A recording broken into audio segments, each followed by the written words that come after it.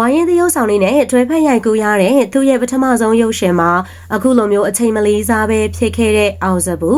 ပရိသတ်များအားလုံးပဲမင်္ဂလာပါရှင်မြန်မာ Sally Insider Page ကနေပြီးတော့ပြန်လည်ကြိုဆိုလိုက်ပါရယ်အောင်စပူကဇမင်းသားအနေနဲ့တဟုန်တို့အောင်မြင်နေသလိုမကြခင်မှာရုပ်ရှင်မင်းသားအဖြစ်မြင်တွေ့ရတော့မယ်ဆိုတာအားလုံးလည်းအသိပါပဲအောင်စပူကိုရုပ်ရှင်ရိုက်ဖို့ကမ်းလှမ်းထားတာတွေကပြီးခဲ့တဲ့ရက်မှာလက်တွေ့အကောင့်ထဲပေါ်လာပြီးဖြစ်ပါတယ်သူရဲ့ပထမဆုံးရုပ်ရှင်ဇာတ်ကားကြီးကိုရွှေနဒီရွှေရီရုပ်ရှင်ထုတ်လို့ရနေငွေထုတ်ပေးပြီးတော့ဒါရိုက်တာကိုစောအာယုံဦးကရိုက်ကူးပေးမှာဖြစ်ပါတယ်။ပထမဆုံးသရုပ်ဆောင်ရမယ့်ရုပ်ရှင်မှာဒုတိယမင်းသားနေရာနဲ့တောင်မဟုတ်ပဲခေါင်းဆောင်မင်းသားအနေနဲ့သရုပ်ဆောင်ရမှာဖြစ်သလိုတွဲဖက်ရမယ့်သရုပ်ဆောင်တွေကလည်းလက်ရှိနာမည်ကြီးတွေသာဖြစ်ပါတယ်။အညိုအတေးဆိုတဲ့ရုပ်ရှင်မှာမေမြင့်မို့မြတ်သူမျိုးတနာချုံတို့နဲ့တွဲဖက်သရုပ်ဆောင်ရမှာလည်းဖြစ်ပါတယ်။ဇက်ကလာမယ့်ရက်မှာစတင်ရိုက်ကူးမှာဖြစ်တော့မှာမို့ဘိုးတထောင်ဖျားမှာရုပ်ရှင်ကြော့ပေးပွဲကိုလုပ်ခဲ့ကြပါတယ်။ပုံမှန်ဆိုရင်တော့မင်းသားအသစ်ဖြစ်တဲ့အောင်စပူက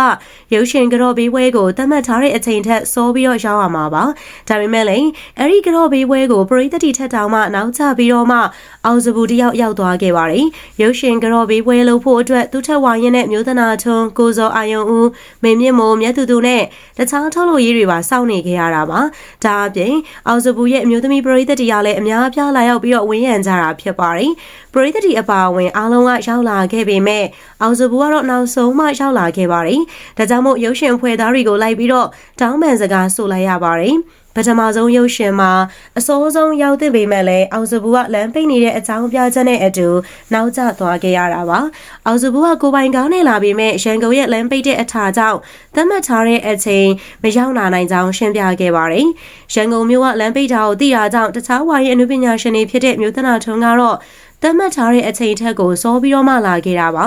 လမ်းပိတ်တာကိုကြော်ဖြတ်ဖို့အိမ်ကနေတနားရီလောက်ကြိုထွက်လာခဲ့တာမို့ရုပ်ရှင်ကြော့ပေးပွဲကိုအစောဆုံးရောက်ရှိလာခဲ့ပါတယ်အောင်စပူကညာဘက်တီလဲဇက်ကနေရတာမို့မနေ့ကအစောမလာနိုင်ပဲဖြစ်နေတာပါအလုံးတစ်ခုကိုတပြိုင်နက်တည်းလုံးနေတာမို့ဟိုဘက်ကလည်းလွတ်ဒီဘက်ကလည်းလွတ်ပြီးတော့မြောက်တက်ကိုင်းလို့ဖြစ်လိမ့်မယ်ဆိုပြီးတော့လဲတချို့ကလည်းပူပန်နေကြတာဖြစ်ပါတယ်တကယ်လည်းပဲညတညလုံးဇက်ကထားတဲ့အောင်စပူက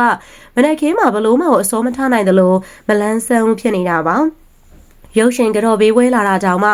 အိတ်ချမှုရူပုံစံနဲ့ဖြစ်နေတာပါဒါကြောင့်မို့ဒါရိုက်တာကိုစောအာယုံဦးကလည်းအာယုံမများဖို့အတွက်ကိုသတိပေးထားပါတယ်